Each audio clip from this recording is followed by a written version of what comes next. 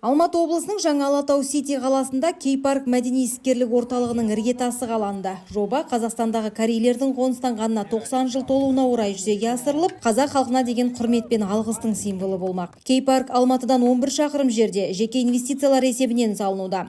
10 гектарлық кешенде алғыс мемориалы, бірегейлік бағы, дәстүрлік Корея үйі Ханок, интерактивті музей, кітапхана, өмір ағашы арт нысаны және демалыс аймақтары орналасады. Сондай-ақ мұнда балалар алаңы, жазғы кино, қысқы мұз айдыны, спорттық жолдар, автотұрақ, электромобильдерге қуаттау бекеті мен намаз оқуға арналған орындар қарастырылған. Кей-парк Алматы мен өңір тұрғындары үшін мәдени шаралар мен демалыстың жаңа орталығына айналмақ. Бүгін біз Кей-парк деген парктың іргетасын қалап жатырмыз. Бұл Алатау қаласына тиесілі.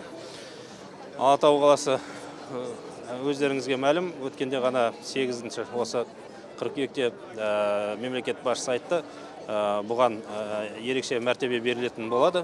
Сол себептен осындай қаламыздың басталуы, парктен басталғаны біз үшін өте жақсы. Өйткені бүгінгі күнге ол демалатын жер, халықты бір серпін беретін жер.